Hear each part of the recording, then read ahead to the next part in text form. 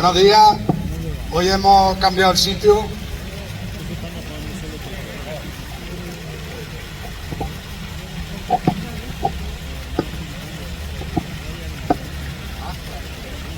Que se cae. Hemos cambiado el sitio por dos motivos. Primero que nos viene bien estar aquí con el frío, y segundo que el osito nos ha quitado nuestro sitio. Y bueno, pues lo hacemos aquí, viene bien. Viene bien el cambio de todas formas.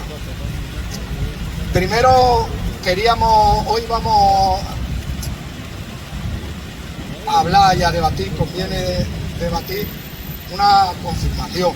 La confirmación, acordáis que hablamos en la anterior concentración sobre la revalorización de las pensiones. Estábamos pendientes a final de año, como todos los años cuando llega a final de año, de cuánto será la revalorización de las pensiones. Como ya hemos repetido en múltiples ocasiones, con la nueva ley que se aprobó en 2021 y entró en vigor en 2022, la ley de mantenimiento del poder adquisitivo de las pensiones, se estableció la revalorización de las pensiones en base a un índice, el índice de precio al consumo promedio, el índice medio, interanual medio del año anterior, pero para poder revalorizarla en enero, el primer mes que se tomaba era noviembre de 2024, por ejemplo, en este caso, y 12 meses hacia atrás hasta diciembre de 2023. Hablamos el lunes, era día 2, sí, el lunes día 2, que había salido el índice adelantado por parte del Instituto Nacional de Estadística, el índice promedio adelantado en el 2,8, quedaba por confirmar, que algunas veces hay que hacer ajustes más finos y puede variar algunas décimas, pero no ha variado. El día 13 confirmó, el Instituto Nacional de Estadística confirmó que el índice promedio había sido el 2%. Por tanto, esa será la subida y el índice de subida siempre que el gobierno cumpla con la ley, que es lo más normal. Siempre que se cumpla con la ley, esa será la subida que a final de año, mediante algún decreto, alguna normativa, la que corresponda, no sé ahora qué rango de ley tiene que haber. Algunas veces ha sido en los mismos presupuestos generales del Estado. Este año los presupuestos no están avanzados y no puede ser en la ley de presupuestos generales del Estado, pero bueno, a final de año ese debe ser el índice con el que se revaloricen las pensiones, con carácter general el 2,8%. Aquí un paréntesis y fijarnos en una cosa. Fijaros que se está estableciendo como normal un automatismo que permite que las pensiones mantengan el poder adquisitivo, y se está estableciendo como normal, y conviene pararse en esto y analizarlo. Se está estableciendo como normal gracias a la lucha de los movimientos pensionistas que se iniciaron hace por lo menos 8 años, porque lo normal antes era que solo subían el 0,25%. Se recuperó con las movilizaciones y con la lucha, se recuperó que las pensiones suban cuando mínimo con el IPC del año anterior para mantener el poder adquisitivo. Conviene reparar y pararse un poco y analizar eso.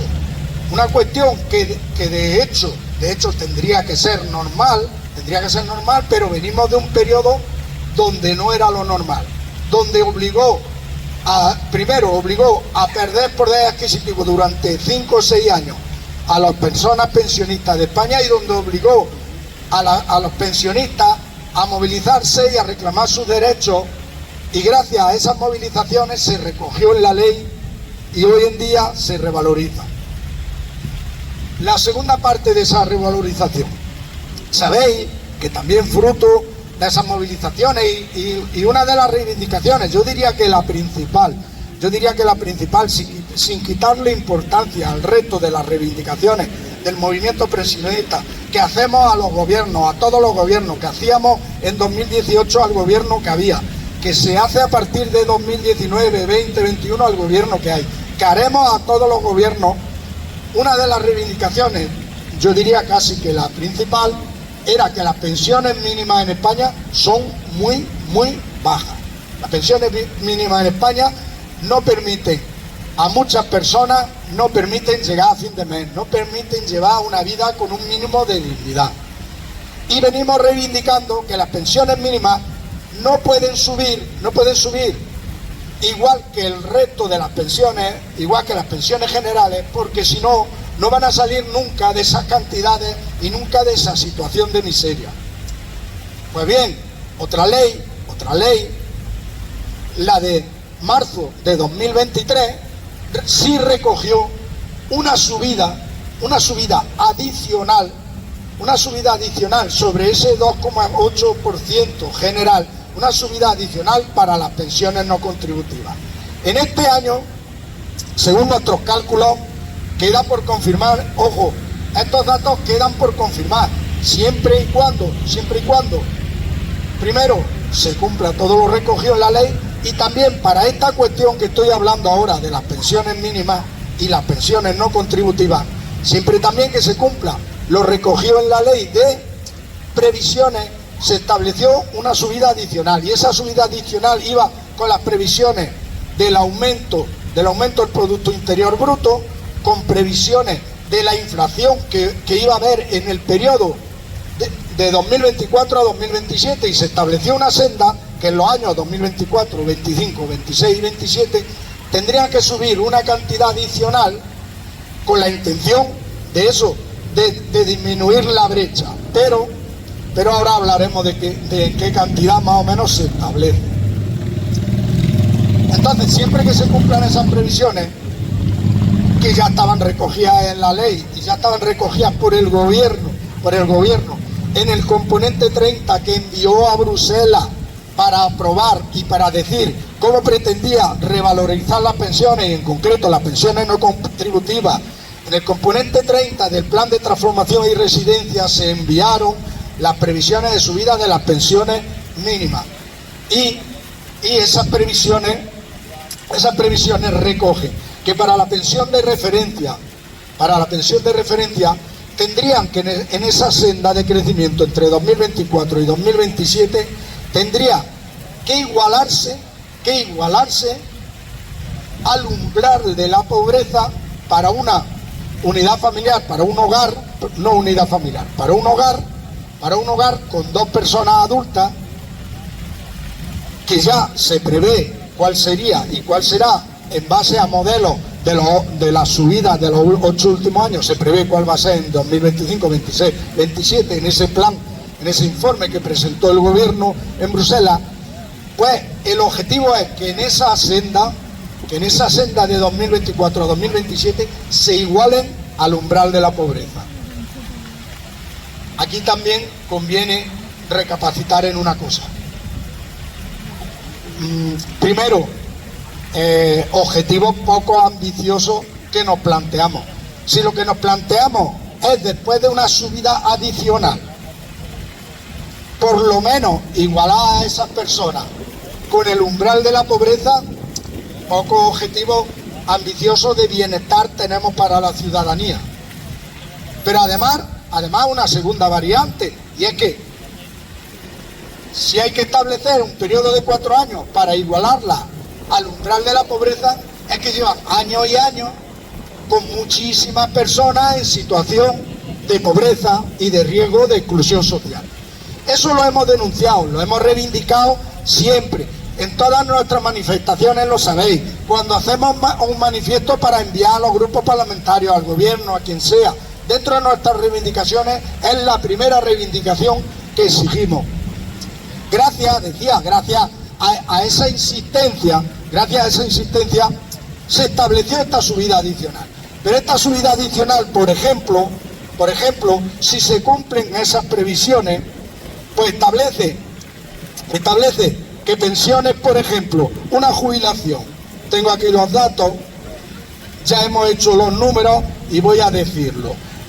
Una jubilación, por ejemplo, para una persona,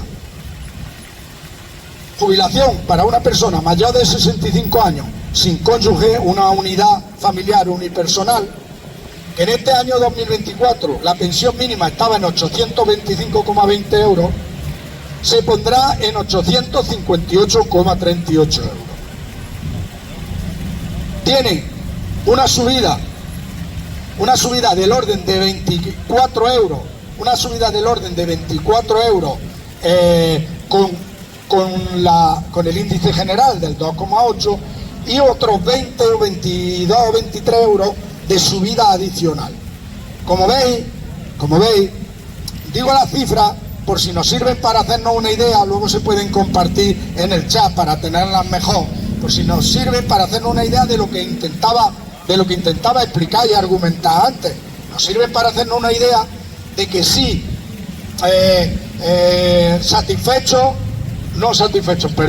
la palabra no es la correcta, de que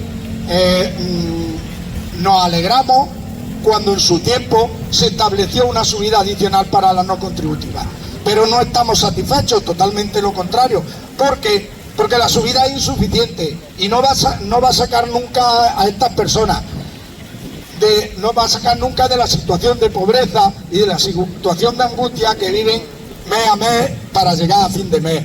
Pero hay que tener en cuenta otro tipo de pensiones mínimas. Hay del orden de 40 tipos, según si tiene mayor de 65 años, si tiene cargas familiares, si otras son de jubilación, otras de invalidez, si procede de otras de viudedad, si procede de algunos otros tipos, en fin, hay muchas. Quería pararme en otras que son inferiores todavía. Tenemos, por ejemplo, una pensión de viudedad para personas entre 60 y 64 años. El año pasado era 772 euros y este año pasará solo 803 euros. Esta tiene bastante menos subida porque no tiene cargas familiares, y al no tener cargas familiares, esa cantidad que yo decía adicional de 20 euros más, en este caso es la mitad y son 10 euros más. Le está subiendo a estas pensiones por encima del IPC general, de la cuantía general, de la subida y la revalorización general de todas las pensiones, 10 euros más. Con esa cantidad creo que sirve para ver y para argumentar con razón que son cantidades insuficientes.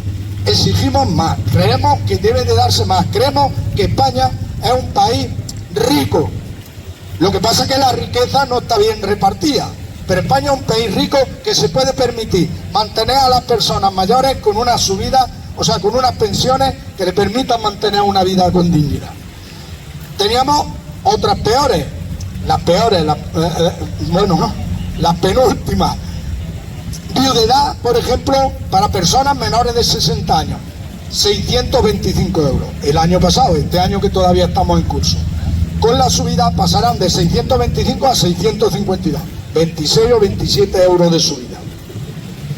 Que nos alegramos, que decimos que nos alegramos de que por fin se recogiera en la ley una subida adicional para las pensiones mínimas, pero que hay que repetirlo una y mil veces al gobierno del Estado y a quien esté en el gobierno, que son insuficientes, que esas cuantías son insuficientes, que deben ser más ambiciosas, que deben ser para garantizar una vida digna de las personas, deben ser más ambiciosas. Pensad esta cuestión, estas cifras, detrás de estas cifras hay en España, ahora mismo hay en España, del orden de cerca de 5 millones de personas cobrando pensiones mínimas que no llegan a 1.000 euros. Muchas de ellas, es probable que sean 3 millones de personas, lo que no llegan es a los 800 siquiera. Esa es la situación. No estamos hablando de un caso particular, de un caso aislado. Estamos hablando de que afecta a muchas personas para poder llevar una vida digna. Entonces, como decía, nos alegramos, pero seguiremos reivindicando y seguiremos movilizándonos y seguiremos exigiendo y seguiremos con contacto donde podamos y seguiremos y sigue habiendo motivos para eso. Pero es que hablamos ya de Hablamos ya ahora de la cuantía de las personas que no tienen una pensión contributiva por varios motivos diversos. Llegan a la edad de jubilación y tienen cotizaciones insuficientes, porque pensad una cosa, ahí sí que hay casos particulares, pero quiero pararme en uno para que nos hagamos una idea. Los requisitos para obtener una pensión contributiva son haber cotizado 15 años a la Seguridad Social como mínimo para tener una pensión contributiva, pero ojo, y se debe de cumplir a su vez otro requisito, que dos de esos 15 años se hayan cotizado en los últimos 15 años. Hay muchas situaciones, cuando era el ejemplo que iba a poner, cuando lo diga lo veréis, hay muchas situaciones de personas que en su vida, en su juventud estuvieron trabajando, cotizando, y a lo mejor tienen 15, 17, 18 años, 20 años cotizados, pero luego por diversos motivos salen del mercado laboral, muchas veces voluntariamente, otras veces involuntariamente porque no consiguen empleo, muchas veces voluntariamente porque tradicionalmente las mujeres cuando llega el momento de la crianza, de los cuidados del hogar, pues son y han sido las que se han dedicado a abandonar el hogar, a cuidar a los hijos, a cuidar a la descendencia, a cuidar a los ascendientes, a cuidar a todo el mundo. Y a lo mejor teniendo incluso, más de 15 años cotizados, hay muchos casos que no tienen derecho a pensión contributiva. Bueno, pues para esas personas, por eso quería detenerme, que no es un caso solo, hay muchos casos. Personas que trabajaron, por ejemplo, en las antiguas fábricas de aceitunas, haciendo capachos, haciendo no sé qué, y estuvieron mucho tiempo, después salieron del mercado laboral y luego, aún teniendo más de 15 años cotizados, no tienen derecho a pensión contributiva. Para esas personas existe la opción, siempre que reúnan unos requisitos económicos. Los requisitos económicos no son de tener, sino al contrario, de no tener. Tienen que demostrar que no tienen para que se les reconozca una pensión no contributiva. También hay otro sector, las no contributivas son de dos tipos. Esas de jubilación, cuando se cumplen más de 65 años, y hay otro sector amplio también, de personas con discapacidad, que desde el principio no pueden y no reúnen las condiciones y no pueden trabajar, y se les reconoce, aún no teniendo los 65 años, se les reconoce esa ayuda social, esa ayuda asistencial, pensiones no contributivas. Pues bien, para estas pensiones no contributivas, la cuantía actual de 2024 es 517 euros. Cuando a esa cuantía le subimos el 2,8 más la cantidad adicional, resulta que estamos subiéndolo 25, 27 euros. Que nos diga alguien si con esa cantidad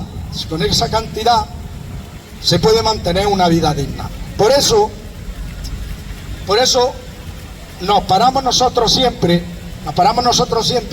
a que existe la costumbre de las comunidades autónomas, viendo esta situación dentro de sus pensiones asistenciales, complementar a las personas que dentro de su comunidad reciben pensiones no contributivas. Hemos dicho algunas veces, aquí en Andalucía son alrededor de 90 y tantas mil personas en toda Andalucía, de complementarlo. Y ya sabéis que traemos una reivindicación a la Junta de Andalucía, que ese complemento es el menor que conceden todas las comunidades autónomas, y ese complemento son solo 148 euros al año, y que con motivo de la tramitación de los presupuestos generales, bueno, no son generales, de los presupuestos de Andalucía, de la Junta de Andalucía, el gobierno de Moreno Bonilla ha presentado una propuesta para subir ese complemento un 4,5%, pero ya hicimos la cuenta, el 4,5% de una cantidad ínfima sigue siendo una cantidad ínfima. La cuenta era 0,57 euros de subida al mes, 0,57 euros de subida al mes. Si el gobierno de Moreno Bonilla cree que con eso está ayudando a mejorar la situación económica de estas personas y de estas familias, pues está claro que vive fuera de la realidad. Vive fuera de la realidad. Con ese motivo, venimos haciendo una campaña reivindicándolo, manteniendo reuniones con los grupos parlamentarios. Solicitamos reuniones con miembros del gobierno, con la consejera, en concreto con la consejera de Inclusión Social, a la consejería que tiene las competencias sobre estas ayudas asistenciales. No fue posible, pero nos reunimos con los grupos parlamentarios y ahí era donde yo quería hoy recabar. Motivo de esas gestiones, los grupos parlamentarios presentaron enmiendas a la totalidad de los presupuestos, enmiendas que fueron rechazadas con la mayoría del Partido Popular, pero ahora estamos en el periodo de tramitación de las enmiendas parciales. Y a partir del miércoles 18, este miércoles 18 de diciembre y el jueves 20, o sea, y el jueves 19, se estudiarán y debatirán en el Parlamento de Andalucía las enmiendas parciales. Estos grupos parlamentarios nos han dicho que van a plantear una subida mucho más ambiciosa y superior para las pensiones no contributivas, como nosotros les habíamos demandado. Y con ese motivo hemos decidido el Movimiento Andaluz en Defensa de las Pensiones Públicas, los pensionistas de Andalucía, hemos decidido que el día 19 jueves, que se van a debatir las propuestas y las enmiendas parciales, el día 19 vamos a estar en el Parlamento de Andalucía, que acuden, ese día acude el presidente de la Junta de Andalucía, Juan Manuel Moreno Bonilla, ese día acuden todos los consejeros y vamos a estar en la puerta para hacernos ver, para demandarle, para que se les caiga la cara de vergüenza de decir que a las pensiones no contributivas hay que subirle 0,57 euros al mes en complemento autonómico. Máxime cuando se vienen ahorrando una cantidad que antes se destinaba en Andalucía a esas ayudas asistenciales, una cantidad de 108 millones de euros anuales, se vienen ahorrando en los presupuestos en los últimos años desde que entró en vigor el ingreso mínimo vital, y lo paga y lo abona el Estado, y hay muchas cantidades que antes se abonaban por la Junta de Andalucía en la denominada renta mínima de inserción social andaluza, que ahora se están ahorrando. Y la petición es que esas cantidades, es muy fácil, si antes el destino que tenían era un destino asistencial para aliviar la situación de quienes más lo necesitan en Andalucía, que no se lo ahorren y que se siga dando un destino asistencial y que den un complemento más significativo. Con ese motivo, decía, nuestros compañeros de Sevilla y de las ciudades limítrofes van a estar en el Parlamento de Andalucía, y hemos decidido que en el resto de las provincias, quienes podamos, como todas las consejerías tienen delegaciones en la delegación territorial en cada una de las provincias, que estemos a la misma hora de 11 a 12 con nuestras pancartas, con nuestras exigencias, con nuestros chalecos de pensionistas, exigiendo una subida considerable y que se les caiga la cara de vergüenza cuando nos vean. Entonces vamos a estar en Jaén de 11 a 12 delante de la Consejería de Inclusión Social. Esa es la que tiene las cristaleras grandes más arriba, donde estaba la Plaza de la Batalla. Vamos a estar de 11 a 12. Con ese motivo vamos a organizarnos en coche. Nos veremos aquí el jueves a las 10 menos cuarto, para acudir. Será un poco tiempo de 11 a 12 y luego volvemos a Linares.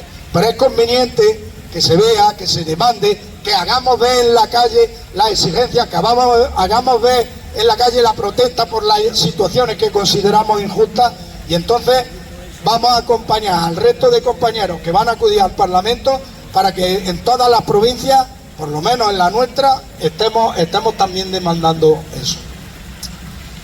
Tenía más cosas que decir, pero bueno, como me he extendido mucho, debatimos sobre lo que queramos y luego, si queda tiempo, hablamos de más cosas. Déjale a Antonio.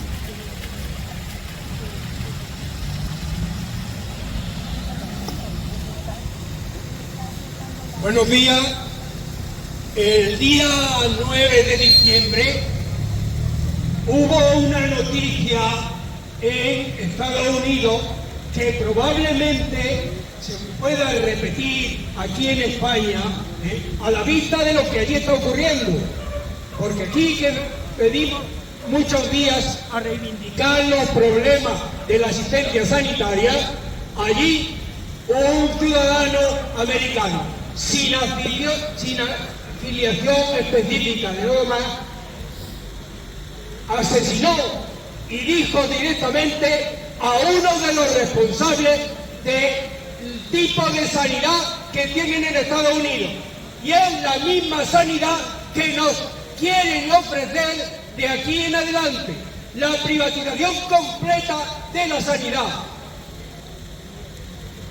Un muchacho de 26 años, Luigi Mangione, estadounidense de origen italiano, miembro de una familia con un suficiente bienestar, había sufrido una importante dolencia vertebral, pero gracias a que su familia tiene un bienestar, pudieron ser atendidos y se ha recuperado. Pero sin embargo, sí que ha sentido en su piel lo que han venido y vienen sufriendo un montón de ciudadanos norteamericanos que mueren en esas circunstancias. Y como consecuencia de eso, él solo preparó ese atentado y del que no tenemos noticia, pero tristemente es que tampoco se han dado en Estados Unidos, porque la prensa, nadie quiso difundir el hecho y el escrito detallado que dejó este hombre. Solo un periodista dio difusión a ese hecho.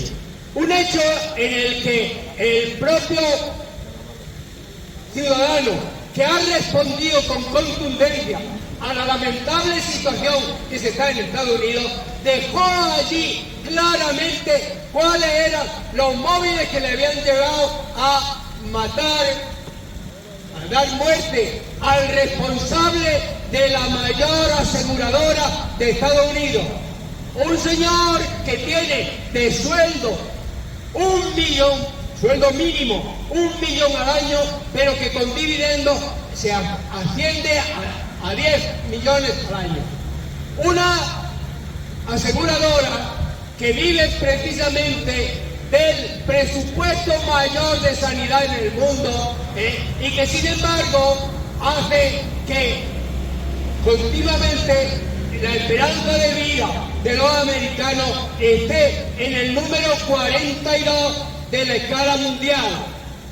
Esta es la situación que reflejamos, y que por el camino que llevamos allí llegaremos. De esto no hay noticias ni en Estados Unidos ni en este país que reflejen eso. Nos tienen entretenidos con una serie de noticias sin sustancia y como manipulación permanente a la realidad de lo que viene ocurriendo en este país. Es importante que este ciudadano dijo en la causa: he venido a hacer algo que había que hacer, y si no hay otro, yo mismo he tirado adelante para decir a la ciudadanía americana qué es lo que está pasando, y que nosotros tendríamos que tomar nota por aquello que dice: cuando las barbas de tu vecino veas cortar, echa las tuyas a remojar. Estamos en un sentido, en una deriva de continua privatización, y eso es exactamente lo que nos espera. Me parece que es una noticia suficientemente importante, y si tuviéramos conciencia de lo que está pasando en este país, haríamos nuestra la consigna de la derecha, que dice que el que pueda hacer, que haga, y mínimamente la ciudadanía tendría que estar manifestándose permanentemente por la situación degradada que tenemos con la sanidad. Esa es la noticia del día. Estos hechos ocurrían el 9 de diciembre y ni Dios se ha enterado casi en aquel país, en la capital del imperio, ni en este. Esta es la realidad que estamos sufriendo y esta es la realidad que debíamos denunciar allá donde fuera.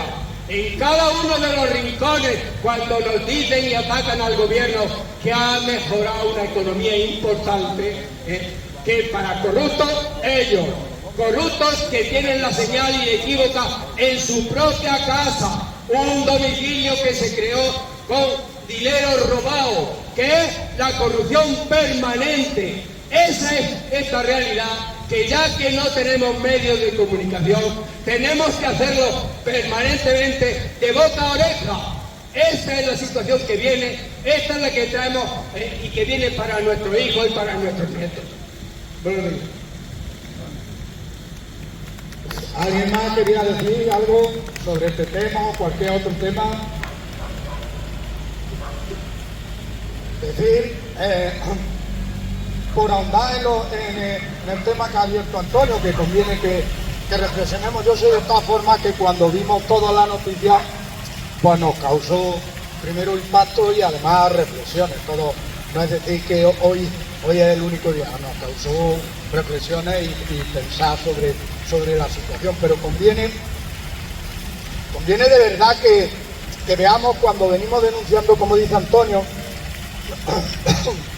No es caprichoso que aquí, un lunes tras otro, digamos la mala situación sanitaria, la degradación que está sufriendo la situación sanitaria en Andalucía. No es por capricho nuestro, es porque vemos hacia el modelo que nos quieren llevar y que quieren llevar la sanidad. Y ese es el modelo, ojo, hay que reflexionar sobre el modelo de Estados Unidos.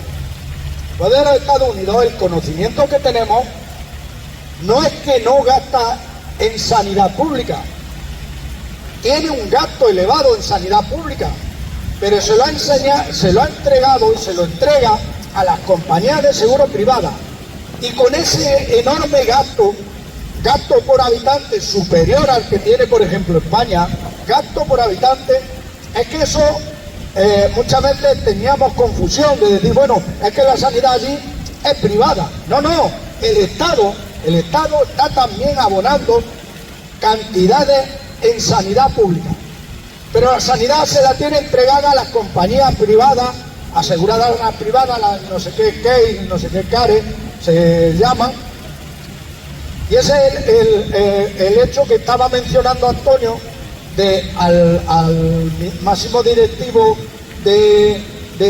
precisamente de la máxima aseguradora de Estados Unidos, a él que ha sido asesinado. Y el motivo precisamente es que, teniendo un gasto, un país de los más ricos, si no el más rico del mundo, teniendo un gasto grande en sanidad pública, teniendo un gasto público grande en sanidad, no les cubre casi nada. Allí, uno de los principales motivos, si no el principal motivo de empobrecimiento, pero de empobrecimiento y ruina de la familia, es que algún familiar coja una enfermedad, porque los tratamientos médicos para cualquier enfermedad son prohibitivos. Estamos hablando de 500.000 euros, estamos hablando de 1 millón de euros, como haga un tratamiento para una enfermedad que se prolongue un poco, pero ojo, que no tiene que prolongarse mucho, con que te atiendan en un hospital, precisa de ambulancia, precisa de algunas pruebas diagnósticas, precisa de una intervención, y como te tires 5 días en un hospital, sales con una factura de 400 o 500.000 euros del hospital por esos 5 días. Ese es el modelo.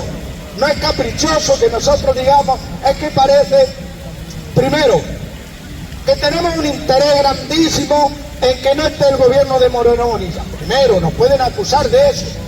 Segundo, que parece que en base a ese interés, pues todos los días estamos machacando caprichosamente. No, caprichosamente no, es con hechos. Y los hechos los estamos viendo, degradándose la sanidad privada. Estamos viendo desviación de pacientes a clínicas privadas, cada vez abriendo más clínicas privadas, desviación de pacientes de la pública a clínicas privadas, con lo cual es la desviación del dinero de la pública a la clínica privada. No es caprichoso, es un hecho, está pasando. y conviene que lo sepamos si hacia ese modelo es hacia el que queremos ir. No hay que justificar asesinatos, cada persona es responsable de su acto. No hay que justificar asesinatos, es ver las situaciones con las que se encuentra la gente, y además unas situaciones ya perfectamente cerradas para que nadie se pueda salir de ese círculo, donde algunos han encontrado y encuentran la salida a su desesperación o a su dignidad, la encuentran de esa manera. Hacia los que no había que llegar, porque se llega con movilización conjunta, se llega con exigencia, y lo hemos dicho muchas veces también, y se llega cuando nos ponen la urna. Cuando nos ponen la urna hay que acordarse de lo que están haciendo con nuestras pensiones, de lo que están haciendo con nuestra sanidad. De lo contrario, no sé qué podemos pensar.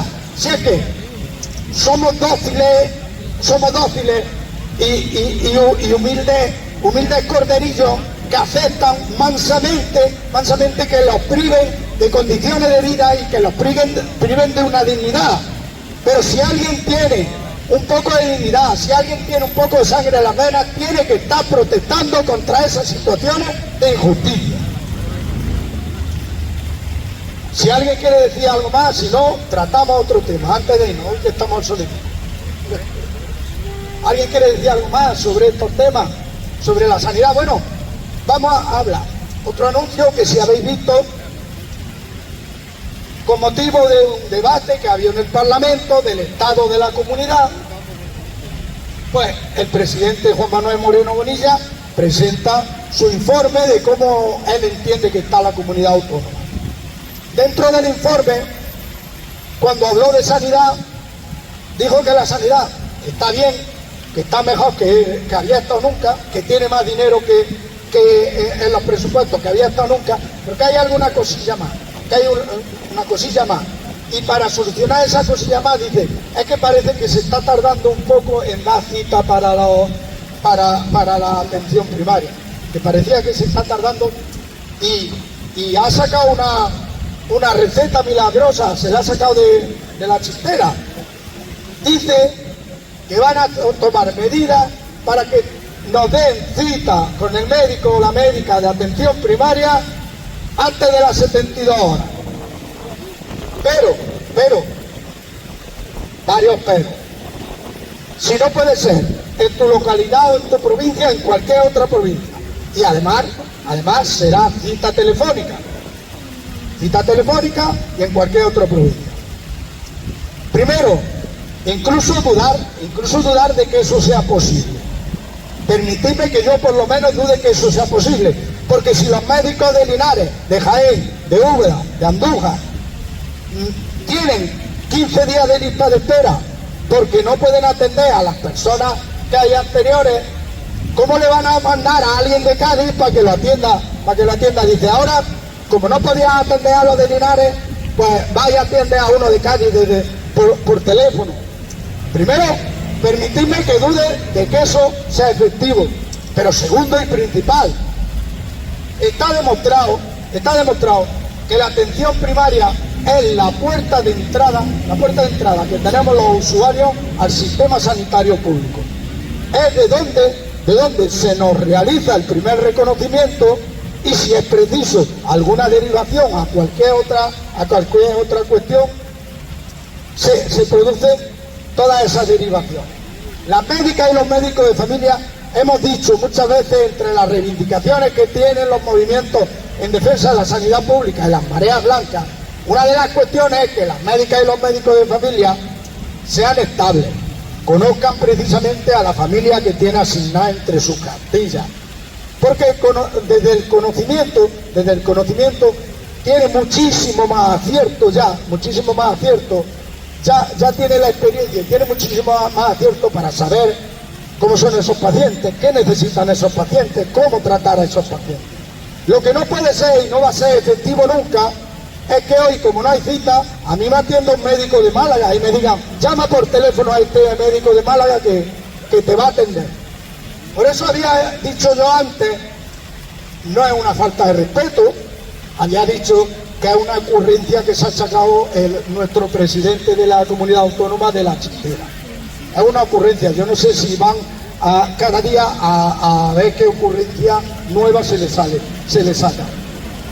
Primero, como decía, no es efectivo. Segundo, los médicos de familia lo que tienen es que ser esos, médicos de familia, y que conozcan a sus pacientes, porque de ahí se deriva, y está demostrado con multitud de estudios, de ahí se deriva una disminución grandísima de las complicaciones en los tratamientos, incluso de la mortalidad, de médicos de familia, una medicina de familia bien dotada, estable. Muchas veces olvidamos, entre los médicos de familia, olvidamos a los pediatras también. Pediatras son médicos de familia. Una plantilla bien dotada, estable, que atiende, se deriva una mejor calidad de vida, una mejor salud, una mejor atención sanitaria. No es un capricho, no es un capricho. Lo que sí es una ocurrencia es lo que ha dicho nuestro presidente de la Junta de Andalucía. Eso es una ocurrencia.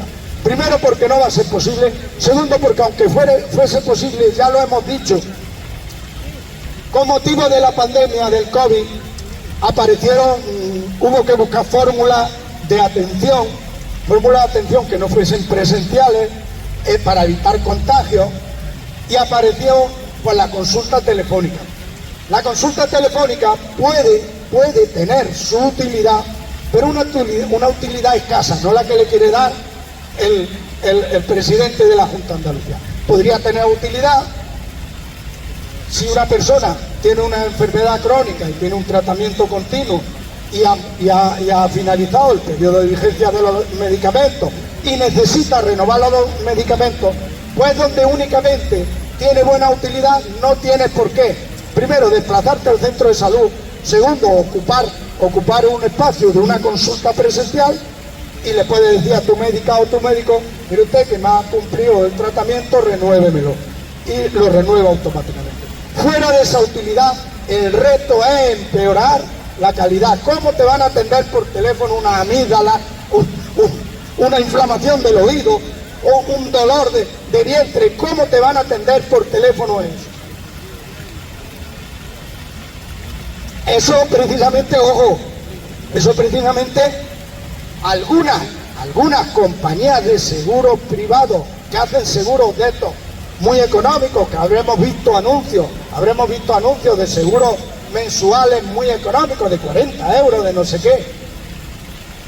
Te ponen entre la propaganda, atención no sé qué, y la atención que te ofrecen es esa, atención telefónica. Muchos de esos seguros, la atención que te ofrecen es esa. No sé si es que quieren que vayamos hacia esa, que consultemos en internet a ver qué nos duele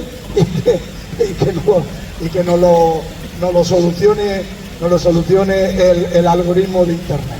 Bueno, si alguien quiere, Antonio, sí. Se dice, y la desvergüenza no puede llegar más. He dicho antes que con el acontecimiento del día 9 se anticipa el que puede ocurrirnos a nosotros en unos años, porque desgraciadamente es en Estados Unidos donde se está marcando el ritmo de nuestra sociedad. Allí hay unas manifestaciones completas sobre una actitud ante lo que está ocurriendo en Palestina, y eso no aparece por ningún lado. La noticia precisamente de la muerte de ese gerifalte de la sanidad tampoco aparece por ningún lado. Y se habla de la democracia que podrán instaurarnos, que podrán degradar aún más aquí en España, llegando a la de Estados Unidos. Porque allí se dice que es un país que quiere instaurar la democracia allá donde lleva la guerra, y se ignora y no queremos saber, o no se empeña, que las votaciones en Estados Unidos significan o obligan, y es necesario que la ciudadanía se esfuerce más y solicite su derecho a votar unos meses antes de que se presenten elecciones. Como consecuencia de esas dificultades y de esa realidad, el índice de votación es la mitad o menor de la que tocaría. No hay posibilidades.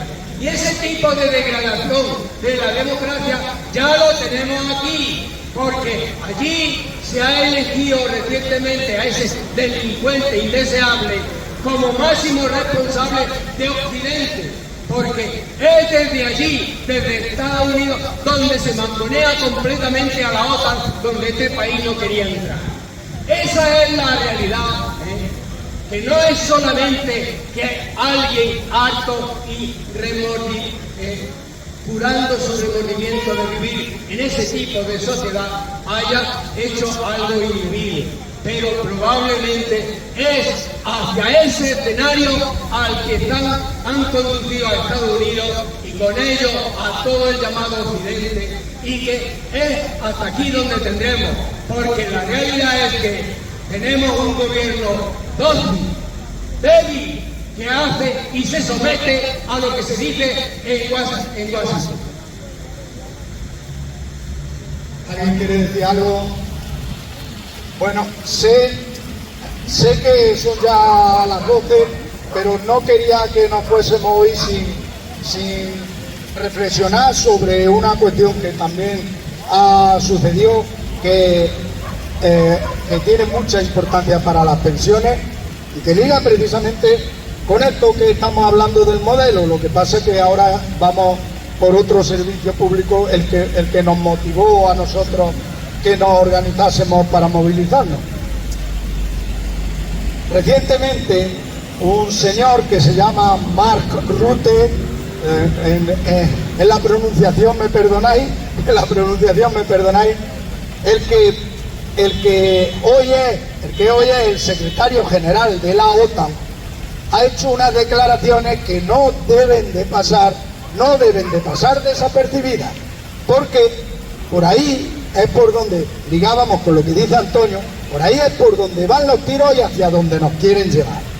Ha hecho unas declaraciones el secretario general de la OTAN que dice que a los ciudadanos europeos los gobiernos le tienen que decir que habrá que hacer sacrificios y recortar las pensiones y recortar la sanidad para aumentar el gasto en armamento y en guerra.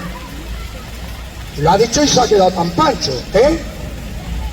Digo que no debe de pasar desapercibido, no será la primera vez, no será la única ni la última, pero no debe de pasar desapercibido, porque por ahí es por donde van los tiros. Más dinero para la guerra, más dinero para matar personas, y a cambio, reducir los servicios sociales y el bienestar de la ciudadanía. Los señores de la guerra están armando y están haciendo rica a todas las industrias armamentísticas, con el consiguiente sufrimiento de las poblaciones, de la población en Ucrania, de la población en Palestina, en Gaza, en Siria, bombardeo en Siria. Esta noche nos levantamos y nos desayunamos todas las mañanas. Esta noche, bombardeo en una escuela en Gaza. Nos levantamos con esas noticias. Nos desayunamos con esas noticias del genocidio que se está manteniendo contra población indefensa, contra niños, contra la población civil. Y dicen, además, quienes nos dirigen y tienen capacidad para dirigir los designios de la ciudadanía, este hombre hablaba claramente, porque él sabe la importancia de su organización y la importancia de lo que él tiene. Y hablaba precisamente de las condiciones de vida de todos los europeos, hablaba para todos los europeos.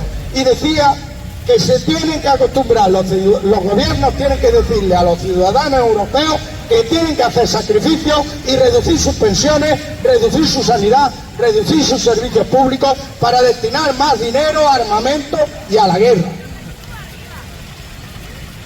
Por eso, una ciudadanía concienciada, luchando y defendiendo sus servicios públicos, su estado de bienestar, sus condiciones de vida, deben de ser exigentes con todas estas personas. Y nosotros, en concreto, en lo que hablan de pensiones, en lo que hablen también de sanidad, pero en lo que hablan de pensiones, nos van a tener enfrente. Y esa es la necesidad, a pesar del automatismo con el que yo empecé hablando esta mañana, a pesar del automatismo que tenemos en la revalorización de las pensiones, que no nos olvidemos, siempre hay que seguir luchando y exigiendo sostenibilidad de las pensiones públicas, sostenibilidad para las pensiones actuales, sostenibilidad para los trabajadores que hay ahora trabajando y cotizando y que están manteniendo el sistema público de pensiones para cuando se jubilen que tengan su pensión en las mismas o mejores condiciones. Y esa es la lucha que nos debe de mover. Para decirle a toda esta gente que están muy equivocados. Si la mayoría de la ciudadanía le dice a esta gente que están muy equivocados, tendrán que irse por el mismo camino que han venido. En eso consiste nuestro reto, en eso tienen que consistir nuestras movilizaciones. Déjale a Virgilia.